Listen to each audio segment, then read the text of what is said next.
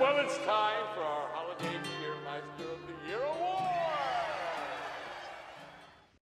Hi, I look like a doll. Welcome back to SoSHELLing, and today we are doing another tutorial. Today we are making Grinch ornaments because why not? Let's go grab the ornaments I've already made so you can see what it's gonna look like, and then we're gonna make it together because they are so freaking fun to make. Okay, let's go.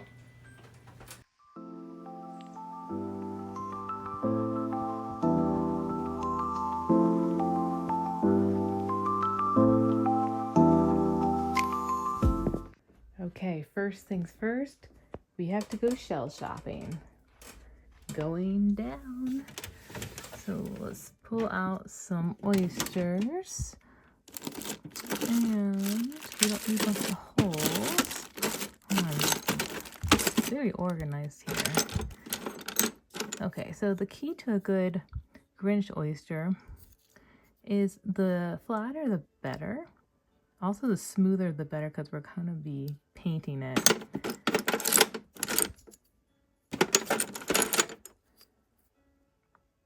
Perfect. They really are. They're all pretty useful. And you know what? I don't care if there is like a little hole there or not, because I think it adds interest. So don't worry if the oyster is not perfect, because we're also going to paint it, and the paint's going to fill in that little hole right there. All right, let's get back to... All right, so we picked out our oyster. You're going to need oyster. You are going to need fishing line. And this fishing line is like a dark green color, which I actually already had, so it worked out perfectly. And then you are going to grab a bead, and it can be any bead. So I have that one. I have light green. I went through my bead collection, and I just picked out any green beads that I had that were the right size. So here's some examples of some Grinches I have already made. So they're all a little bit different. When I take our oyster shell, it's been cleaned just with hot soapy water, and then you are going to spray paint it lime green. There we go. So now we have our lime green oyster shell. Next up, you're gonna need some green feathers. I just got these from a craft store, and these are the feathers that you use like when you're in kindergarten. They come in all the different colors, so I got the whole bag and I pulled out all the green ones. Okay, get your bead box out, and let's see, we need green. This is real life right here. This is me in a nutshell. This is not pre-YouTube organized. Here we go. So I try to use like the one-offs I have. Like I have one of these left. I mean, this guy too, but it's actually like broken in half. So there we go. All right.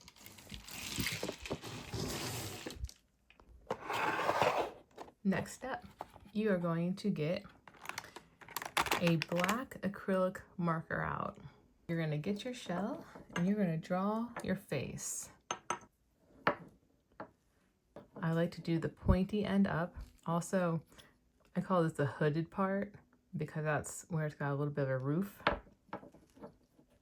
And I'm going to hand draw this. So let's see, I'm going to start with the eyes first. I chose a pretty hard shell. So when it's cupped like this,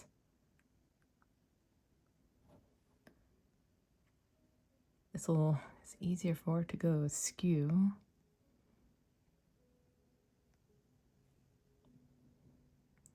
It's got little like bags under his eyes. He's got a few, see what I mean? Oh, good, well. Oh boy, oh, we're going places. He's got a few eyelashes. I'm gonna do a quick whimsy. There we go. The eyebrows are crazy, but he still has an arch. So you see if it's like that, you gotta kind of bend the shell. They almost come in like a U-brow. Follow the eye and go out. He's got lines out here. Nose. A little something here. Dash there. His famous smirk. Middle. Chin. And then we are going to actually color all that in. Looks pretty girly right now. Then you're going to go back to your marker box. You're going to grab the yellow, the white. So for the yellow, I'm going to actually color in back here.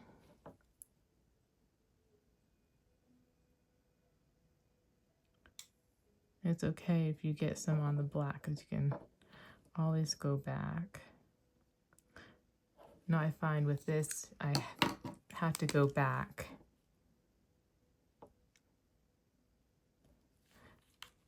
a few times. So I'm going to make the white of his eye.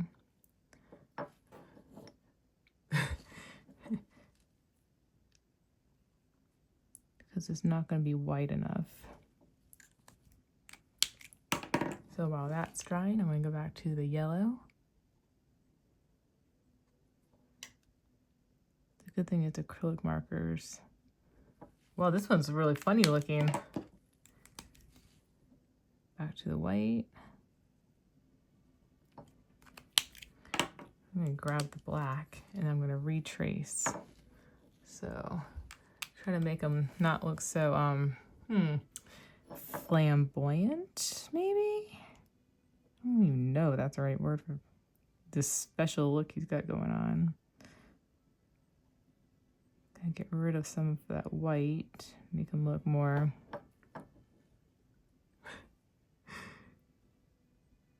evil.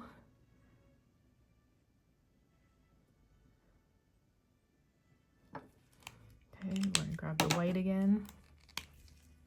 It's a lot back and forth just with these three colors. Okay, so my tip is black, so I'm going to just get a paper towel and just wipe that off. There we go. We are going to attach feathers and a bead and then the string. Okay, you're going to take your string and measure 6 inches. So I have both tips right here, and I'm going to put them through the end of the bead. Good thing the fishing string is that it's very strong. So there you have that, and it's loose. I'm going to take my hot glue gun, and I'm just going to put a dab right on the top of the oyster. And then I'm going to make sure that not too much string is sticking out, and plop it on top.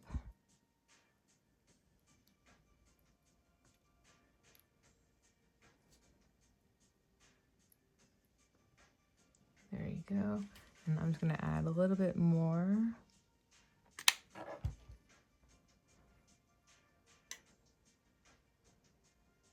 There you go. And so the string is covered. The string is attached with the hot glue, as is the bead. Now you're going to flip it over and you're going to attach the feathers for his tuft. So you can see here, it looks like just one feather, and there actually is only one feather on this. That is the only one like that. Here's another example. So this one I used 3. So I used 3 on all of them to give it a more peacock look, if you will. Take some of our feathers here.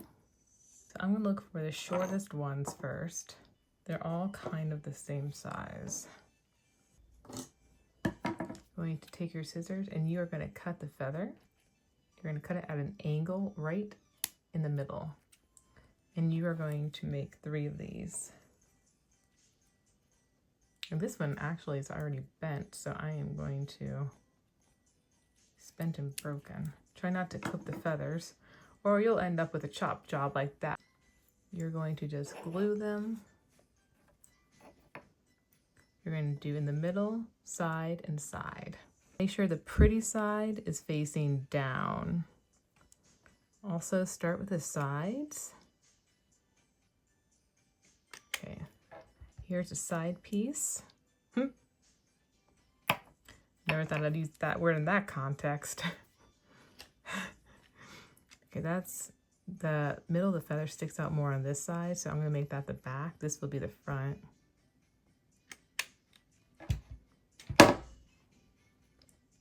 Kind of fan it out to the side, and it's going to go right in the middle. And just press it down with your fingers, flip it over, and there you go. Now what I like to do to make sure that it's the best it can be is that I like to press the feathers just a little bit more against his head. Take this extra step here.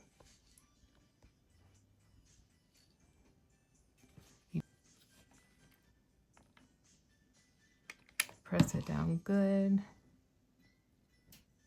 And this one feather on the side needs a little encouragement.